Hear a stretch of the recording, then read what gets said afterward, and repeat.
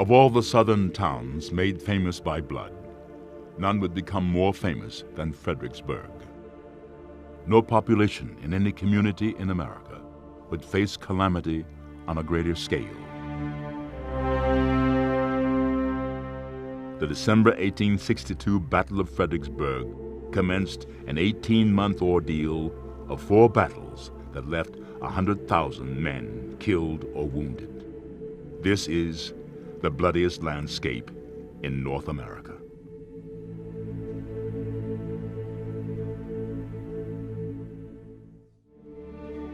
Roads, the Rappahannock River, and the railroad had fueled Fredericksburg's pre-war prosperity.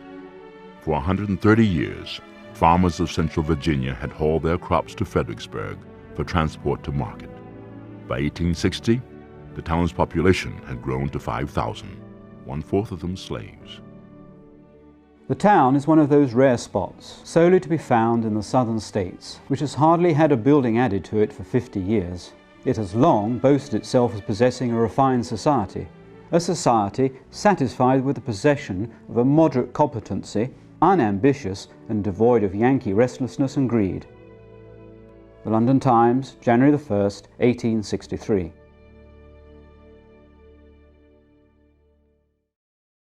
Fredericksburg lay halfway between the wartime capitals, Washington and Richmond. The same roads, river, and railroads that spurred Fredericksburg's pre-war prosperity also helped ensure its wartime destruction. A fitful and bloody 1862 left the Union war effort stalled. Defeat before Richmond, defeat at Second Manassas, stalemate at Antietam. The Confederacy crept toward independence. In response, President Lincoln and congressional leaders edged toward a new approach to war. If they could not defeat the South's armies, they would cripple the South itself. It was a type of war common in Europe, but new in America. The Union would strike at the Confederacy's economy and its social order, at the institution of slavery. There are a great number who cry lustily for the Union as it was. I would not have the Union as it was, with the cancer of slavery gnawing at our vitals. Captain Henry M. Galpin, 121st New York. Abraham Lincoln knew the Emancipation Proclamation and other policies would mean little without victory on the battlefield. For that, he looked to the Army of the Potomac and its new commander, Ambrose E. Burnside. Burnside's plan to cross the Rappahannock River at Fredericksburg and outrace Lee's army to Richmond. The Federal Army arrived first opposite Fredericksburg, but without its pontoons for bridging the Rappahannock River, a disastrous mistake. We watched with trembling hearts the long line of Yankees pouring over the Chatham Hills. They came in countless numbers, and our hearts sank within us. Jane Howson Beale. Robert E. Lee's Army of Northern Virginia hurried southward to block the Federals at Fredericksburg. Lee knew well the stakes. Union victory would not only mean disaster for his army and perhaps the loss of Richmond, but also sustained hardship for the residents of Virginia. While Burnside pondered and planned and waited 10 days for his pontoons, Lee moved his army into position behind Fredericksburg, determined to oppose the Union crossing. The decision put the city squarely in the path of destruction. Fearing bombardment and occupation, the citizens of Fredericksburg fled by the thousands, often with the help of Lee's soldiers. I never saw a more dismal procession. I saw little children tugging along with their doll babies, some as big as they were. There were women carrying a baby in one hand and a picked chicken and a bag of flour in the other. Where they were going, we could not tell, and I doubt if they could. Robert Stiles, CSA.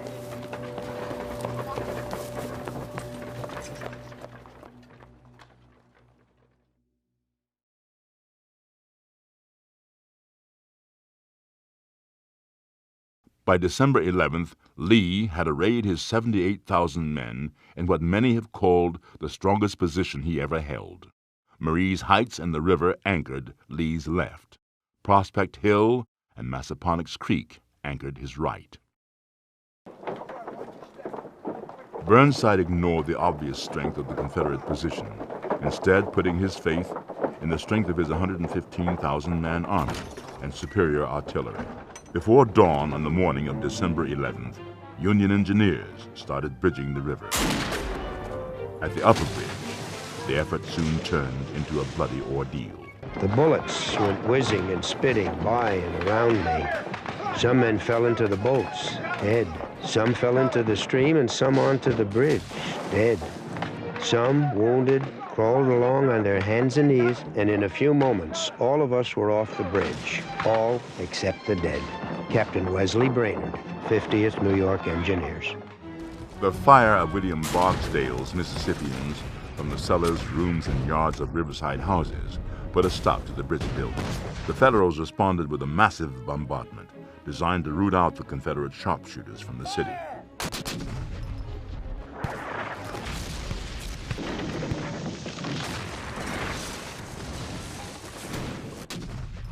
Tons of iron were hurled against the place, bursting shells, falling walls and chimneys, brick and timbers flying through the air, houses set on fire, the smoke adding to the already heavy fog.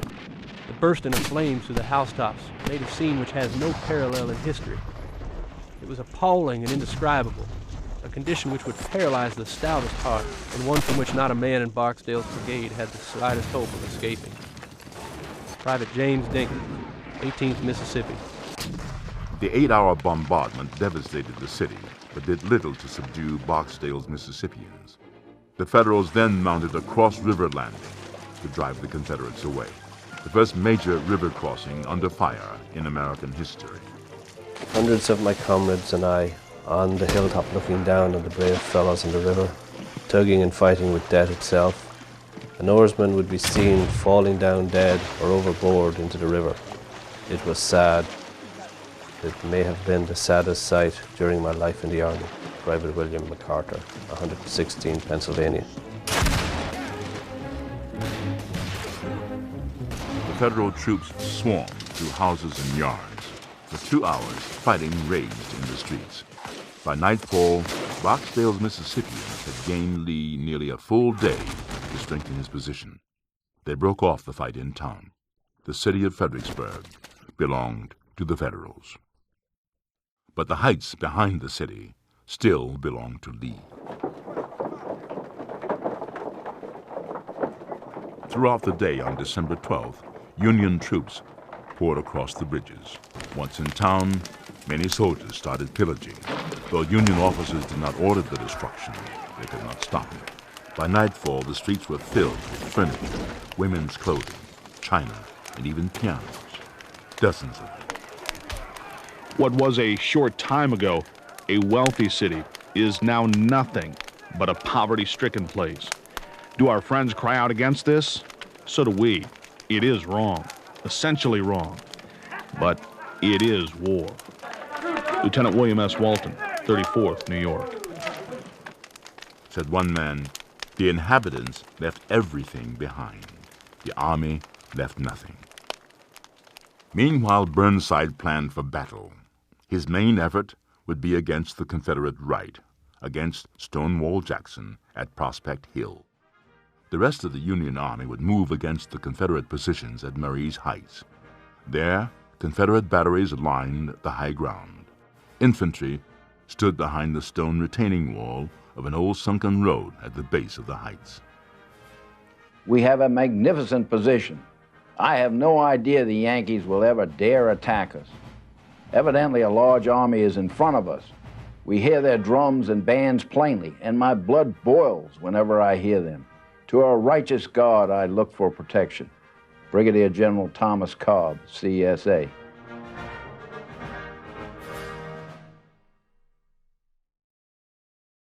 Battalion, forward! March! At 10 a.m. the morning of December 13th, a stubborn fog lifted to reveal 50,000 Union soldiers of General William B. Franklin's Grand Division maneuvering in front of Lee's right, in front of Jackson's corps.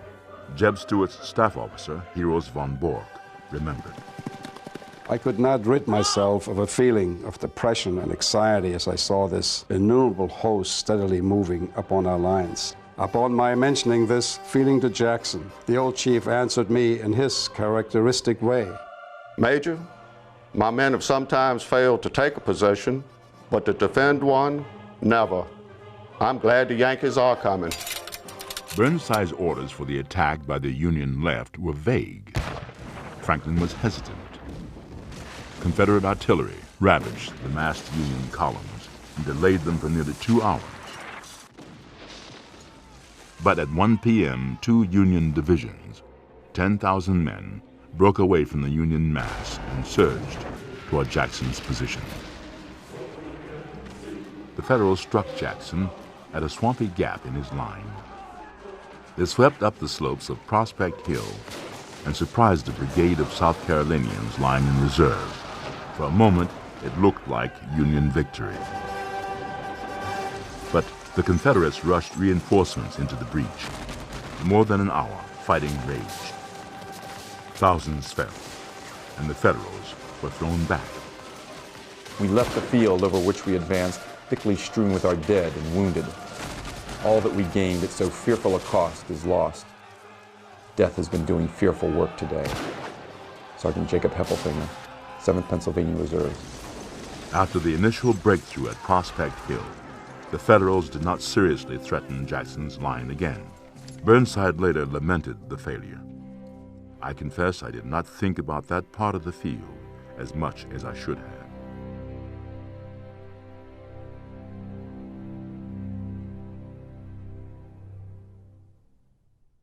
Ambrose Burnside never intended for his army's maneuvers in front of Marye's Heights on the right of his line to be anything more than a diversion for the main attacks on his left at Prospect Hill. But as the day progressed, the fighting in Marye's Heights took on a bloody life of its own. The result, one of the tragic blunders in American military history.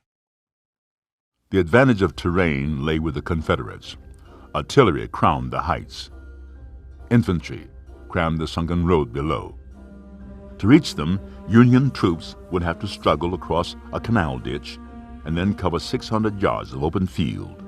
Only the Stratton House, a slight swale, and a few buildings along Hanover Street offered any cover. The first attacks began about 11 a.m. Others followed, each one designed to support the one before. 18 times that day, Federal brigades repeated the bloody procession.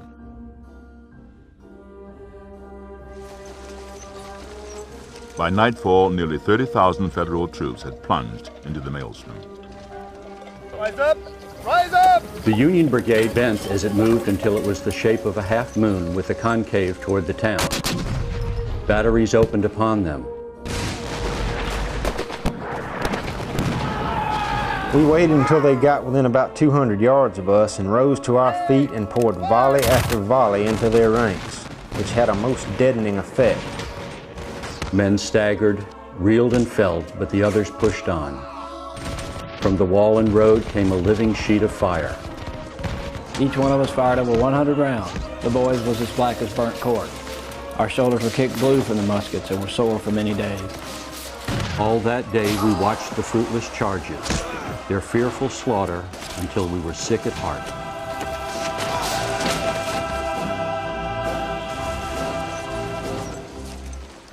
Fearful that the Confederates might respond with a counterattack, Union generals kept feeding more troops into the fight.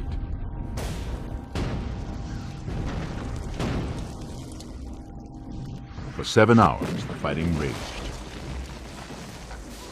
An average of 1,000 men fell each hour. It seemed to me that men were falling all around me. Bullets spoke to me. Zip, whiz, bang, and the shells screeched. Horrible. It was so new to me and wild. I noticed one of our recruits, a German, who was literally unnerved by fear. I think it was impossible for him to march. For myself, I confess that I never exerted more willpower to make my legs move in the right direction than just there. On the hill and slope behind us, the sight is horrible and heartrending. Wounded men fall upon wounded, the dead upon the mangled. The field seems covered with mortals in agony, some motionless, others dragging themselves toward the rear. There was one of my comrades, Johnny Brereton, praying too, perhaps for the first time in his life. It was a short one. Oh Lord, dear good Lord, he cried. All afternoon, Burnside expected that the Union attacks on the south end of the field would continue. They did not. But the attacks at Marie's Heights, intended to be only secondary, continued unchecked till dusk.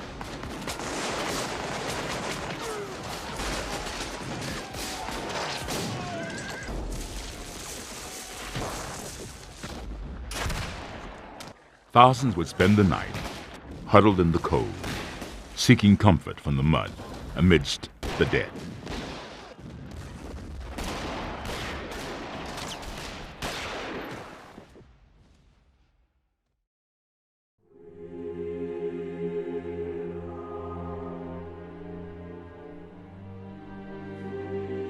The shock from the slaughter in front of the heights would reverberate through northern living rooms, churches, and halls of Congress for months to come.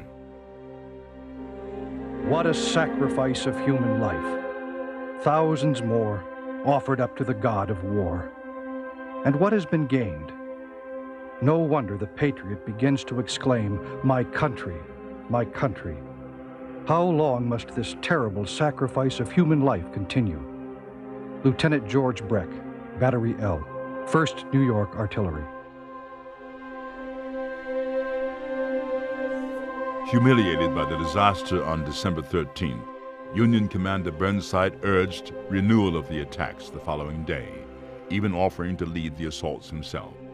His subordinates talked him out of more bloodshed. The Union Army retreated across the river on December 15th, and the Confederates reclaimed the town.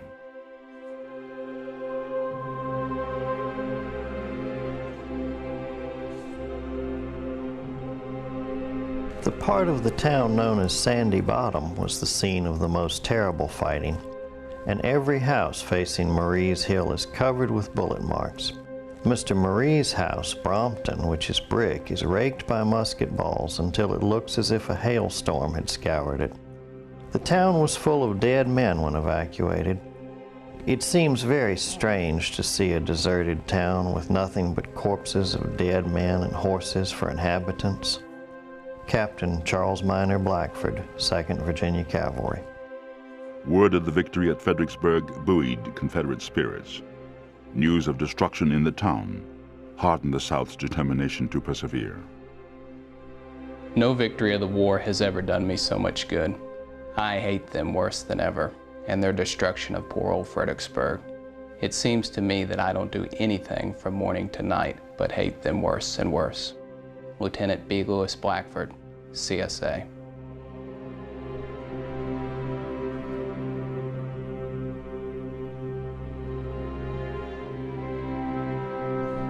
Shoot them, dear husband, every chance you get. It is God's will and wish for you to destroy them. It is your Christian duty. Would that I may be allowed to take up arms. I would fight them until I died. Arabella Pettit, Fluvanna County, Virginia.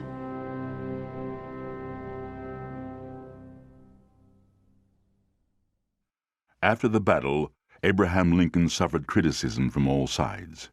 "If there is a place worse than hell," he told a friend, "I am in it." Still he persevered. 2 weeks after Fredericksburg, Lincoln issued the Emancipation Proclamation, declaring the war to be not just a struggle for reunification, but also for freedom. But the victories Lincoln so desperately needed would be elusive. In a masterpiece of battle, Lee and Jackson again defeated the Federals in May 1863, this time at Chancellorsville. In May 1864, Lee would once more confront the Union Army, now under Ulysses S. Grant. In the gloom of the wilderness, stalemate. In the serpentine earthworks of Spotsylvania Courthouse, stalemate again. But Grant punished the Confederate Army as no one had before. Lee faced a military juggernaut he could slow, but could not stop. By May 1864, the harsh treatment of civilians foreshadowed at Fredericksburg had become policy, eroding the Confederacy's ability to wage war. In 1865, the Confederacy collapsed. The Union was restored, and more than 4 million slaves were emancipated. Ravaged by wartime losses and the exodus of former slaves, it would take Spotsylvania County nearly 100 years to regain its wartime population. Even today, the scars linger. The ravaged walls of the Innes house. The haunting remnants of Spotsylvania's bloody angle. The slave auction block on a downtown corner.